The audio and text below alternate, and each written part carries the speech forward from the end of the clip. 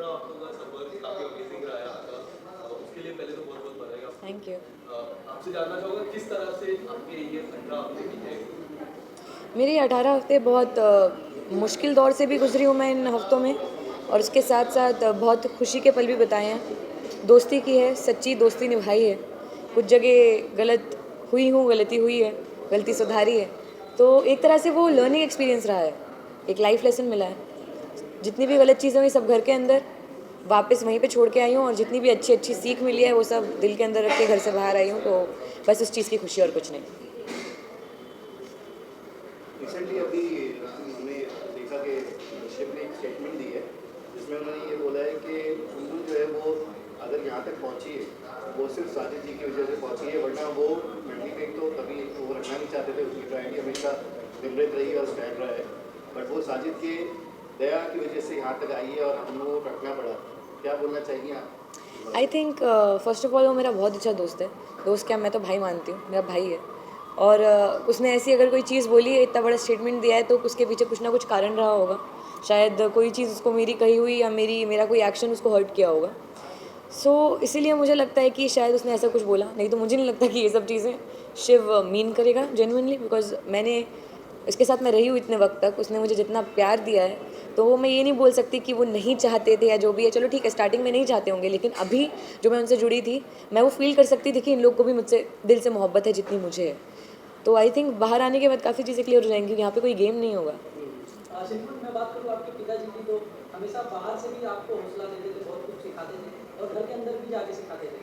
तो क्या कुछ कहना चाहोगे अपने पापा के बारे में, जो कि घर में भी आके आपको बहुत बहुत सी हौसला दी, उस घर में जहाँ 24 घंटा लड़ाई होता है, क्या कहना चाहोगे? आई थिंक कि मतलब ये बहुत बड़ी बात है कि उन्होंने ऐसा डिसीजन लिया, क्योंकि ऑफकोर्स, लेकिन एक पेरेंट को अगर वो अपने बच्चे के साथ कुछ गलत होता हुआ देखेंगे, तो कोई भी पेरेंट हो, चाहे मेरे पापा ही क्यों ना हो, वो बच्चों के लिए खड़े रहेंगे, क्योंकि आफ्टर ऑल वो उनके बच्चे हैं। वो किसी भी हद तक जा सकते हैं अपने बच्चे को बचाने के लिए, जो हर एक पेरेंट करेगा अपने बच्चे के लिए, जो मैं मानती हूँ। तो आई थिंक कि हाँ, वो मुझे आए थे समझाने के लिए। पहली बार में समझ नहीं आई, दूसरी बार समझाए, तो वो मेरी गलती थी जो मैं पहली बार समझ नहीं पाई। पर दूसरी बार मैंने गलती नहीं की, मैंने गलती सुधार ली, तो सही था सब फिर। अगर आपके फादर की बात हो रही है, अगर वो आगे बिग बॉस खत्म होने के बाद शालीन जब बाहर आते हैं, तो आप अगर वो आपको ऑब्जेक्शन नहीं उठाते, उनसे दोस्ती रखने के लिए, तो आप क्या रखना चाहेंगे उनके साथ दोस्ती? मैं जेन्युइनली दोस्ती नहीं रखना चाहूँगी, बिकॉज मैंने दोबारा कभी दोस्ती की नहीं। और जितनी बातें हुई वो सिर्फ इसलिए आई गई क्योंकि वो कुछ प्रॉब्लम से गुजर रहे थे। दया आई ऐसा कुछ नहीं, पर वो मेरे दोस्तों के साथ बैठ रहे थे, मंडली उनको सपोर्ट कर रही थी तब। पर मेरा एक रीज़न है कि मैं उनसे बात नहीं करती हूँ, तो उस वक्त मैं, लेकिन मेरे पास और कोई है नहीं दोस्तों के अलावा बात करने को। सो आई टू सिट देयर। उसका मतलब ये नहीं है कि मैं सिर्फ उनसे बतियाती रहूँगी, लेकिन उसका मतलब ये भी नहीं है कि वो आके बैठेंगे तो मैं उठ के चली जाऊँगी।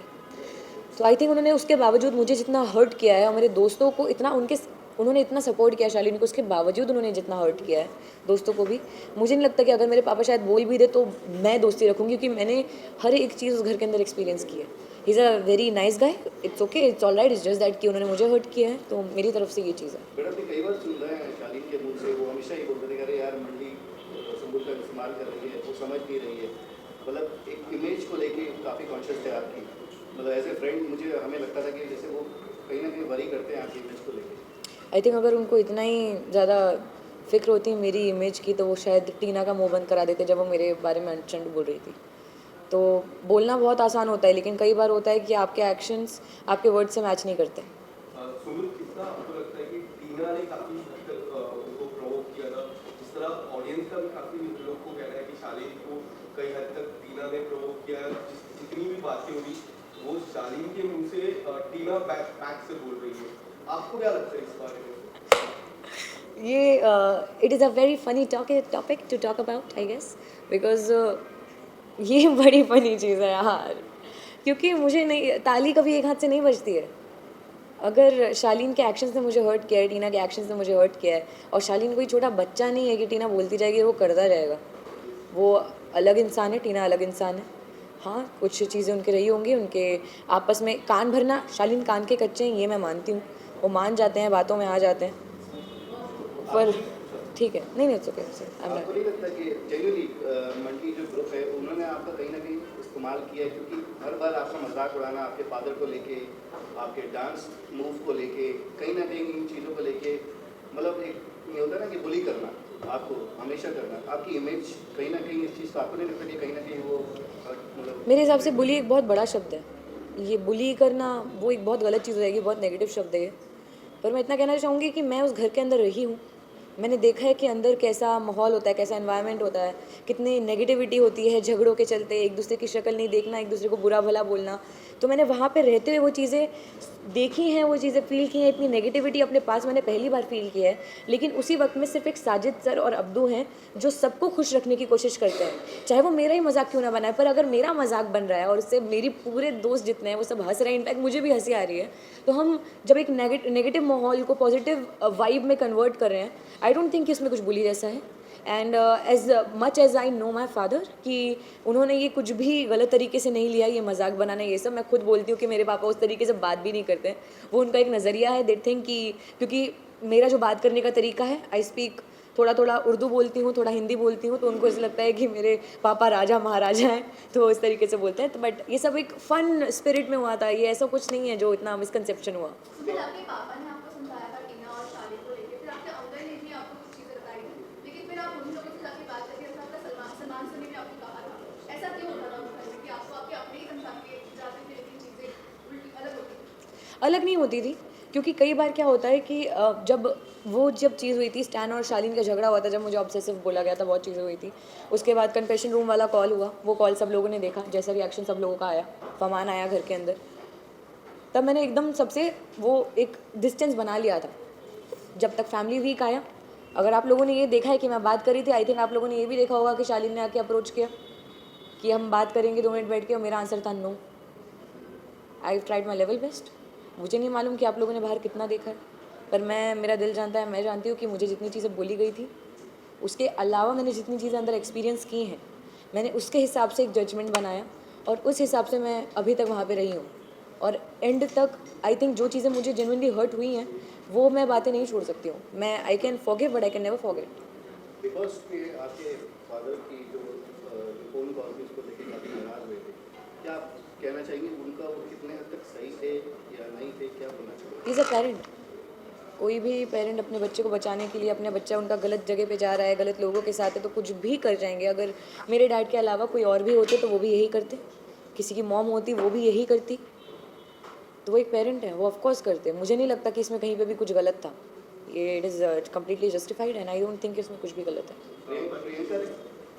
प्रियंका ने आपको हमेशा सपोर्ट किया है, अभी रिसेंटली उन्होंने टिकट टू फिनाले में भी सपोर्ट किया, बट क्या आपको नहीं लगता कि प्रियंका आगे, मतलब आपकी शादी में उतना अच्छा फ्रेंड आपकी बॉन्डिंग नहीं हुई उनके साथ, तो क्या आगे आफ्टर द शो मतलब आपकी बॉन्डिंग या आपकी फ्रेंडशिप लगती है आपको, क्योंकि वो आपसे हमेशा उस मंडली ग्रुप में से वो आपसे ही बात करती थी? वो क्यों करती थी उसका भी एक कारण है, क्योंकि मैं उनसे बहुत नॉर्मली बात करती थी, मेरा उनसे कभी कुछ झगड़ा नहीं हुआ। पर रही बात वो एक टास्क में, टिकट टू फिनाले वीक के टास्क में मेरा साथ देने की, सो आई डोंट थिंक कि उसमें कुछ उनको मुझ पे प्यार आया, क्योंकि ऐसा बिल्कुल भी नहीं हुआ था।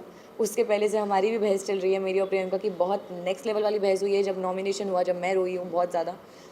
तो आई थिंक उसके बाद वो बहुत ज़्यादा एविडेंट था कि उन्होंने वो जो भी किया, या वो मेरा साइड ले रही थी बिकॉज वो नहीं चाहती थी कि निमृत को टिकट टू फिनाले वीक में ले। It was very evident. और उसके साथ साथ उससे दो निशाने लग रहे थे एक तीर से, कि मंडली के बीच में फिर ये मंडली टूट सकती है, झगड़ा हो सकता है, पर वैसा कुछ भी नहीं हुआ। मैं उनको गलत नहीं बोल रही हूँ, वो बहुत सही है, वो बहुत कैलकुलेटिव है, बहुत अच्छी प्लेयर है, पर आई थिंक जब गेम नहीं रहेगा आसपास तब सिचुएशन बहुत अलग होगी। ये बताइए टॉप 3 में आप किसको देख रही हैं, ईमानदारी से बताइएगा, मंडली ग्रुप से बाहर। एक सवाल इससे पहले, शुगुल, काफी लोग का कहना है कि आपको नागी ऑफर होने वाला है इन फ्यूचर, कितनी सच्चाई है इस बात में? मुझे भी नहीं मालूम, नहीं सच्ची, मतलब मुझे नहीं पता चला, मैं कैसे बोल दूँ, सॉरी नहीं, पर मुझे नहीं पता अभी। बट आपको अगर in case in the future get offer, क्या रहेगा आपका? I think it's upon my father also. मेरे मतलब जो मेरा मानना है मैं करना चाहती हूँ, उसके साथ साथ पापा क्या चाहते हैं, देन विल डिस्कस, जो दोनों को सही लगेगा वो करेंगे। या टॉप 3 में किसको देखना चाहिए? Honest answer please. Okay, honest answer, मंडली के बाहर। Okay, Shiv Nimrit stand.